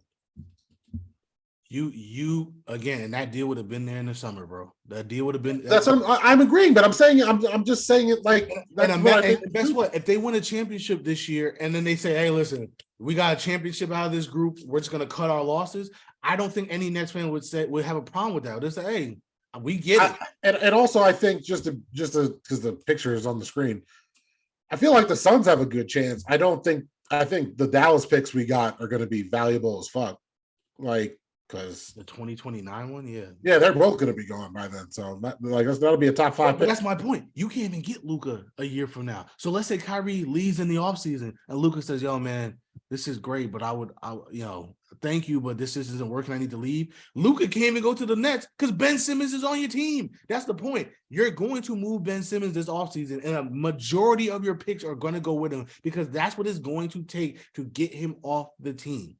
So for everybody saying, "Oh my God, we got 11 picks. We got 11 picks." I'm telling you, At least 6 of them motherfuckers is gone. I'm telling you now. At least 6 of them are going to somebody else because that's what it's going to take to get Ben Simmons off your roster, because you have to get Ben Simmons off your roster. Oh, and by the way, me and you both said don't trade for Ben Simmons. We both said that. I said get a 3-team deal done. There were teams that wanted Ben Simmons. There were teams that were more on his timeline in a smaller market where he could have came around slowly and we could have got it done. But no. What's this timeline shit? He's been in the league for 7 seasons. That's not my problem, Charles. Well, first of all, it is my problem now because they're my fucking team. Yeah, it is your problem. That's what I mean. That's on Sean Marks. That's my point. How do I look at Sean Marks and not say, well, nigga, you're the one that wanted Steve Nash. You're the one that traded for James Harden and then turned around a year later and traded for Ben Simmons. You're the one that hasn't gotten rid of Joe Harris. You're the one that hasn't gotten rid of Steph Curry. You're the one that traded Kyrie and KD and now we have a team that's a first round exit at best. Like last year. No, at best. No, nice try. At best. Come on, man. That's what I'm saying. This is dysfunction. Dysfunction. That's what. But I literally gotta pump the brakes on the couple of fans that are saying this is the darkest period of Nets history. That's just bullshit. It is when you had a chance to win the title, bro. Like, bro, I'm not trying to watch this team. I don't give a fuck about this team. Like, I've seen this team a million times already. Okay, great. We're a nice, scrappy bunch, and we're gonna fight every single night, and we're probably gonna lose in 4 or 5 games in the first round every year. Like, I don't care about that team. I don't care about this team. I wanted a team that, bro, basketball is such a long season, bro. I'm not trying to watch my team. Like, even the Steelers right now. I can watch the Steelers knowing they're not going to win a championship because it's not going to take up my whole fucking year. It's like, okay, we watch for a couple months. If we make the playoffs, great. If not, This is a 6-month process. I'm not watching a team for 6 months that I know. Yeah, but I feel like you're actually in the minority now. Because it wasn't like we were getting Kyrie and KD every night. That's not what the reality has been the last 4 years. So you saying that's great. There's literal hundreds of games in the last 2 years that you've watched that neither those two were playing. But you also knew that at the end of the season you had a chance, Charles. That's the point I'm making. But yeah, and getting swept with them on the roster. But that's my point. That sweep was so ridiculous. That year, that was a terrible year. By the time the playoffs came, they were exhausted, they were tired, they had no chemistry. Like that's what I'm saying. That I don't look at that. I don't care about that sweep. But that year is on them just as much as it's on Sean Marks. Okay. And I said you could put that on the players. We were the only team to get swept in the playoffs that year. Great. The only team had Kevin Durant and Kyrie Irving playing all 4 games. The team that had to deal with all the bullshit that we had to deal with. That was a bad year. You throw it out, just like when we say in the basketball all the time. When you get blown out, don't even look at the tape. Move on to the next one. That's how that year was. Like, bro, just don't even look at that. Throw it out. Move on to the next. But that's the problem with only looking at the last couple months. That's honestly the problem. No, but it wasn't. But see, here's the thing. It hasn't been the last couple months. For the 3 years, the 2.5 years that Kyrie and KD were on this team, right? Both playing, right? We have been at least a 2 seed. And at one point at all three 2.5 of these years. So the point of the matter is they proved that, when they're on the floor and they're healthy, this team is good. Give them a chance to do it. They didn't give them that chance. Last year was a disaster. But there's a reason you have to clarify on the floor and healthy. Like, because you could say it's only been 2 years, but that in itself is the end game problem. But last year wasn't about health. Last year was about the vaccination. That's my point. Bro, what does it matter if by the playoffs there's no team chemistry? But that's my point. Y'all are acting like all 4 years were like last year. It wasn't. Last year was a disaster. We understand that. That's the point I'm making. Move on. Throw that year out in the garbage. Well, you can't move on because we had to trade Harden, and now we're stuck with Ben Simmons because of that. And we were winning despite the fact that we had Ben Simmons not doing shit. That's the point I'm making. This team was fucking good. I mean, like read. No, I'm not doing this again Because for the same person that wants to keep stressing that we won 18 of 20 games, you're the same person that said in this era at the beginning regular season don't mean shit. You, Mr. Brett. But that's my point. It doesn't mean shit because at the end of the day, we're not playing for the regular season. We're playing for the playoffs. Exactly. And this team, if you only want to count 2 years, one of those years, which means 50% of the only time that counts. Which is why I'm saying give him a third year, Charles. Which is why I'm saying you don't punt in the third year. That's the point I'm making. Yo, I can understand if it's been 4 full seasons and every season they lost in the first round. That's not what happened. That is not what happened. We had 2 years of this team. We knew the first year was a wash. We had 2 years. That first year, we were going to win a title. Giannis did some bullshit. And even then, we almost beat him. Literally a toenail, and we're in the Eastern Conference Finals. Now, I don't think we would have won with just KD. Maybe because it's the Hawks and Trae Young was also hurt. Maybe he could have got us to the finals by himself. But I don't think we would have won the finals with just KD because Kyrie was not going to be healthy by then, and neither was James Harden. But that first year was amazing. Last year was a disaster. That's the point I'm making. You know that, hey, guys, if these guys are playing, we're going to win. Obviously, if a guy misses all year, we're not going to win. We know that. Okay. We away and we're creeping up. We're creeping up on the end of this because kickoff soon. So for real, I get the whole we were contending. You don't feel like you're contending now, and by the way, Charles, to your point, if the same thing happened last year, if we were free falling and we weren't doing fine, punt it, but we were doing fine. Matter of fact, we are 2-3 in our last 5 with Kyrie on our team. All those were close games. With Kyrie on the team, you don't think we could have won at least 2 more of those games? But that's my point. He could have been playing. But they're the ones that traded him. They're the ones that traded him. Oh, I thought you said last year. My bad. My bad. I'm talking about our last 5 games. Our last 5 games since Kyrie has been traded. We're 2-3. All of them were close. If Kyrie's on his team, we're winning those games, man. Come on. And that's the point. And that's the point I'm making. They were doing what they were supposed to. I mean, but hold on. To be fair, too, like if Kyrie dropped 30, it wasn't like Cam was going to be playing and he dropped 40.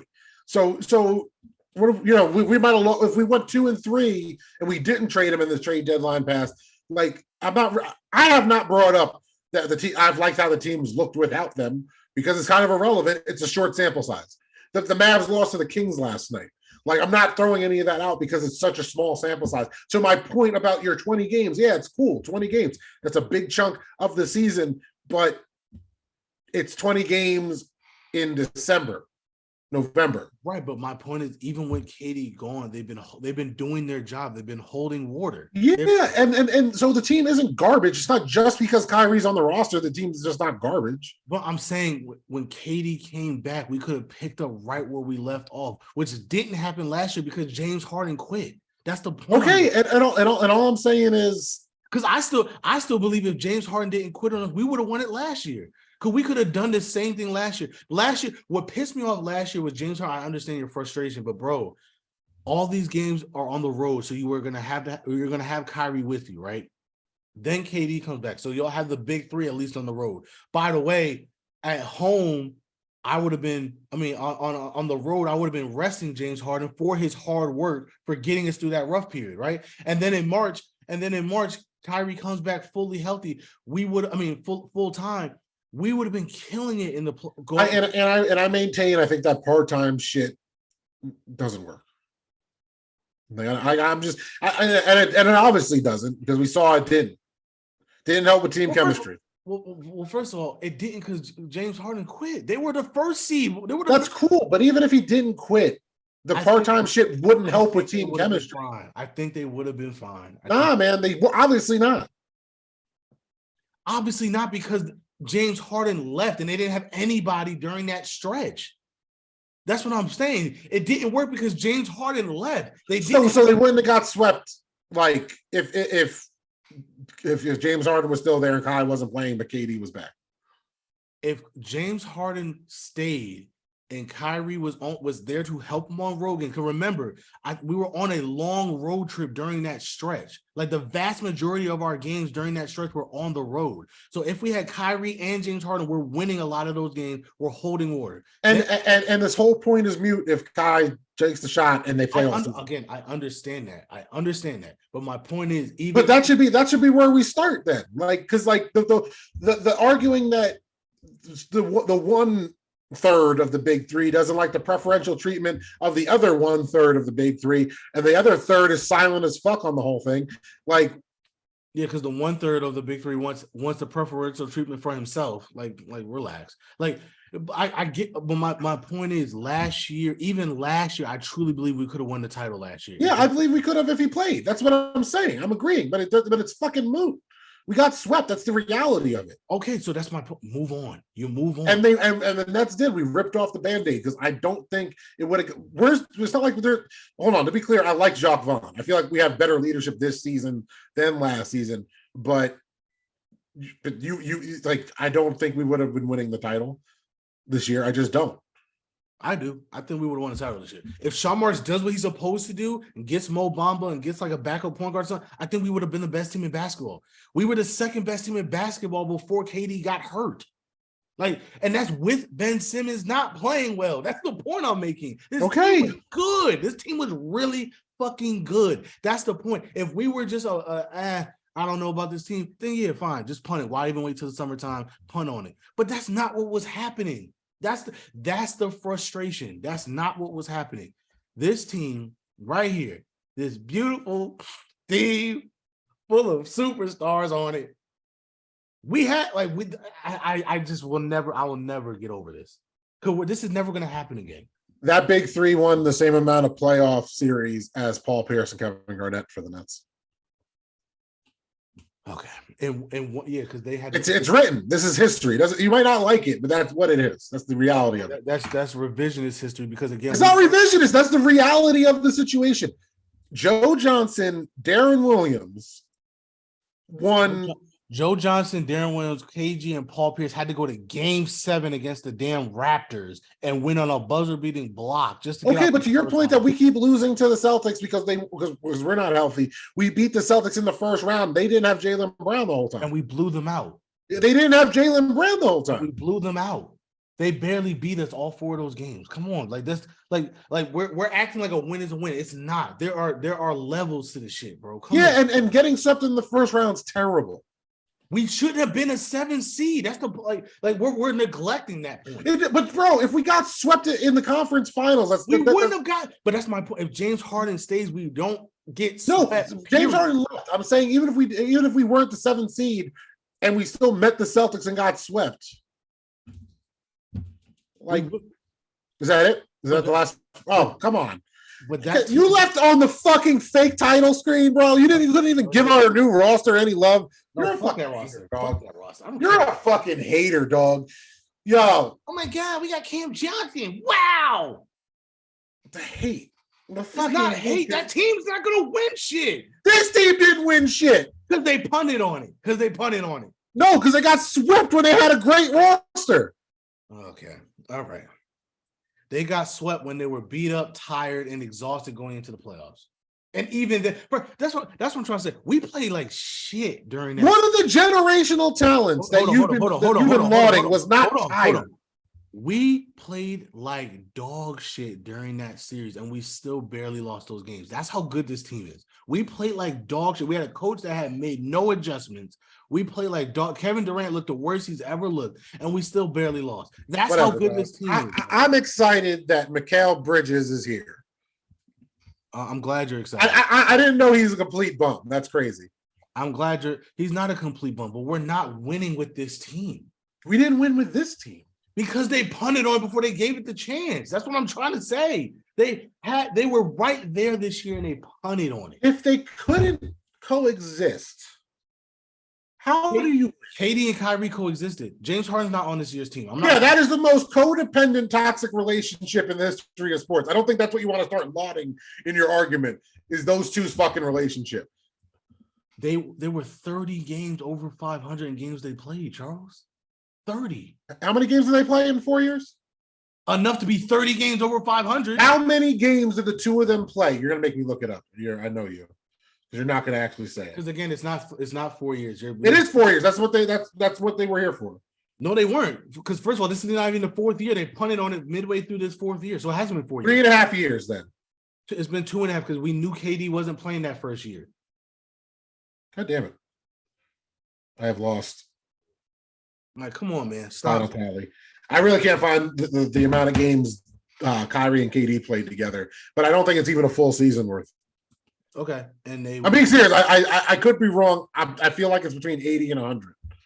Okay, and they're 30 games over 500 when they play together.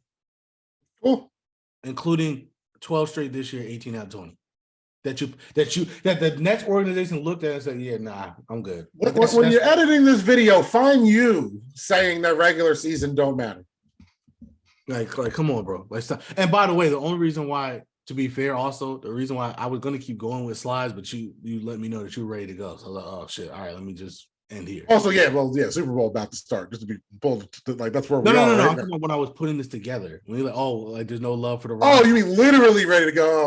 Okay. And when you texted me and said you're ready, I was like, oh, okay. I really thought you were just hating like that. I was like, damn, bro. Like, I mean, to be fair, I wasn't gonna put this current lineup in anyway, but I was gonna keep going with the could have been, because it's about the 7-Eleven era. It ain't about these bums we got now. Bums, you fucking foul, bro. You're fucking foul. Hold on. Look. Win witty. Yeah.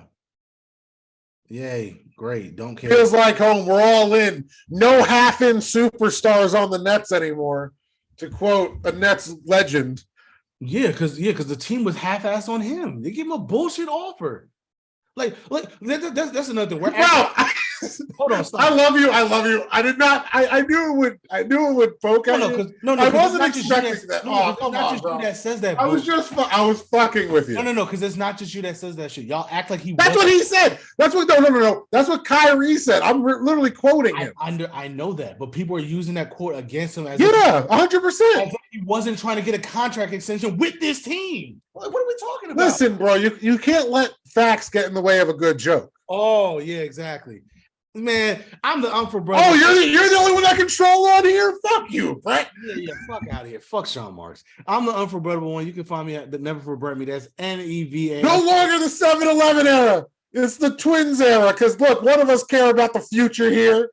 Yeah, until they get traded. Because God forbid they miss a game because a funeral. Oh yeah, I mean if they miss some games, for like what reason? Hey, listen, don't miss a game for a shit. I don't care if your mother died. Don't miss the damn game. I never said that. How dare you? No, not you. Sean Marks will trade you. Don't miss a game. Sean Marks will trade because he has PTSD from Kyrie and KD. So I want to work with Brett that I can just show up half the time and expect to get a pay raise over the course of the future. I want to work for Brett. And that's not even a joke. Brett would be an awesome boss for me. Like, I would be great working with Brett. But I can show up half the time. Don't listen. If when you show up, you're making me money, I'm okay with that. I'm very big on that'll be an interesting thing whenever this year's shit becomes public to look at comparative to last year with the pandemic and the COVID restrictions, because the pandemic kind of got lifted last year, right? So actually, this would be a good pod idea before we sign off. We actually look at the financials, like to see how bad the fucking. I'm glad you said that, because I also want to say this too. We act as if this era was so bad for the Nets, as if we didn't have packed houses because of this team. Whoa. No. Hold on. But that's part of the story. We keep acting like, they didn't do shit for us. Yes, they did. You were at the Nets playoff game against the Sixers, and you were like, oh my God, it's half and half. This is awesome. No, I did not say that. I didn't say half and half. It was like 90-10 Nets. Like, that shit was crazy. I'm being serious. You said half and half. No, the Knicks game was sold out in half and half. You're mixing up stories that I've told you. The Knicks game when we got Jahlil Okafor in the trade. Remember? Yeah, you go back. You got to go back, bro. Another great Sean Marks idea. Trade for Jahlil Okafor and never play him, because he's such a great GM. But anyway, the fact that the Nets now had a legitimate fan, not only a legitimate fan, they travel now. So I've been to a couple road games. Yeah, I know. I will. Yes, I will give them that. They because for there's all the two. people It's that twofold. so for all the people that talk about our culture was so bad with the 7-Eleven, like bullshit, guys. No. I think it's a mixture though, because you know the difference between a new Nets fan and just some dude that's following one of these players. Because they're two different conversations. I understand that, but people are acting like, oh, now we're getting back to a better culture. Like, bro, when we like cultures like that, we throw that word around. We don't even know. Let's be real. When you're winning, the culture is great. It don't matter how good or toxic the locker room is. When you're winning, the culture is great. Yeah, and there just wasn't enough winning compared to the other stories. But that's my point. That's a lie. That's we're having revisionist history. That is a lie. We finished second in the East. We won 49 games out we of. Finished seventh in the East last year. No. Stop going to just last year. See, again, you're all looking at. That's the point I'm making. Sports, last year. Sports.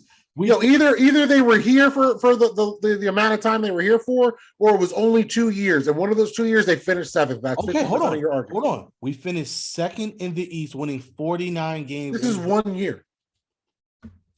Okay, but you keep bringing up the 1 year, so why can't I bring up 1 year? No, I'm pointing out to you that if you're only got 2 years to work off of, you can't just praise the one. But Charles, that's you're missing. I'm not the one you're yelling at. You're using me as a conduit to yell at other people. You keep interrupting me talking about last year. Well, I'm getting to last year. I'm getting to that. They finished second in the East with 49 wins, and by the way, which was I think only like a 67 game season. By the way, so that's a lot of winning. Last year, they were first place in the East before Kevin Durant got hurt. Yes, they finished seventh in the East, but they were first place when they had just KD and James Harden. This year, second in the East, they were fourth in the East before Kyrie got traded. So we were winning games. So these all the idiots talking about we weren't winning. Yes, we were. What the fuck were y'all watching? We were winning. Well, bro, that's the point. Kai did everything he had to do. He left us in fourth place, and that's all he had to do. So no. That's all the winning we needed. Was fourth place. Stop it, man. You're acting as if last year was the end all be all for. No, that's what he said. You're just getting mad at me again. That's what he just said. I just repeated what he said. That's all I was doing. You keep getting. No. I'm getting mad at Nets fans talking so much shit about this era as if it was all bad. I'll be fair. This wasn't again. Just as this isn't going to be. People are acting like this was. Oh my god, this was such a disaster. It was all. No, it wasn't. Last year sucked. Last year was last year. We're combining 4 years into 1 year. That's not what happened. That's I agree. I'm just sitting here as much. I will agree with you because I'm not going to sit and act like this was the worst 4 years of being a Nets fan. Just like I don't think this is the darkest moment of Nets history. Like both can be hyperbolic. You know what I mean? Like. Well, I believe it's the dark because when you punt on a team this good, that's a dark time, bro. Bro, we have picks. I know you're saying we're going to trade half of them, but even if we trade half of them, that's still what? If we trade half of the 11, if I go one more, so we have 5 picks left, right? That's 5 more than what we had when we were running out of team that was starting Shane Larkin at point guard. That's all I'm saying. Talk to me about darkness. I get you. I get darkness. You want to know what dark is? Do you want to know what dark is? You sign a G leaguer named Sean Kilpatrick, and he's your favorite player that season. That's a dark season. You want to know what dark is? 12 wins. I was here for that too. Trading number 15, the only real 15 that I need to worry about. That's darkness. This we're gonna be in the playoffs this year. Yeah. Okay. Great. I don't care. That's not darkness. I've seen that. It's darkness for me because I've seen this team a million times. I don't want to see this team anymore. Are you rooting for them to only to make the playoffs and then? Okay, so we're in the same boat then. We're in the same boat. Not. But I'm being realistic. Like this team's not going to win anything. It's just not. It's just okay. Well, and even next year. I mean, well, no. Going forward, let's just say the majority of the team stays there next year. We're gonna be the worst thing you could be in sports, mediocre. We're gonna be good enough to make the play-in probably every year, but not good enough to win a I don't think that's fair, bro, because Claxton's better than me and you thought he was gonna be, and Cam Thomas can keep developing. I think if those two keep developing, we got a really good team. At best, I think we're a 6 seed every year. I don't think that's fair. I don't think that's fair to the possible development alone, just because from how Clax has developed, right? Because like me and you didn't think he'd be a walking double necessarily, so now he is. Cam Thomas dropped youngest player in NBA history and first one in Nets history. You know how I feel about Cam Thomas. I know, but Cam Thomas can still be good. Yeah, well, for sure. I think that's what I'm saying. So if we're running a starting lineup that's Cam Thomas, the Twins, and Clax, and they're all playing to their potential, that's better than a 6 seed max, is all I'm saying. In the Eastern Conference? Bro, we didn't expect the Bucks to be contending champions 5 years ago. Why did we not expect that? We didn't think they were going to win the year they won. What are you talking They about? shouldn't have won the year they won. Giannis cheated. All right, www.thedope.blog. I'm at not the Chuck D on all the socials. The_dope blog on Instagram. Am I lying? I'm just not getting you started on Giannis again. No. That's another thing. That's another thing. It's 1 minute now. We got to go, bro. We blew them out by 50 in that series, and that was without James Harden. We blew them out by 50 in game 2. Go Nets. Go Nets. Love, peace, and happiness. Fire Sean Marks, and I'll root for the team again. I see. That's the thing. I got a brand new Nets hoodie for Christmas. I was so excited to wear it for our Nets propaganda pods. Now I'm not wearing that shit. Like, fuck the Nets. Like, fire Sean Marks. Obviously, Joe Tsai. I can't. People are, oh, Joe Tsai. He's not going to sell the team, assholes. He's not going to do that. But fire Sean Marks, and I'll root for the Nets again. What if Sean Marks does all the right moves in this offseason? You're not going to be happy? What's the right moves? That's what I'm asking you. What, like, if he does things that you actually are like, oh shit. Like if he moves Ben Simmons and we still have like 9 first-round picks over the next 6 years.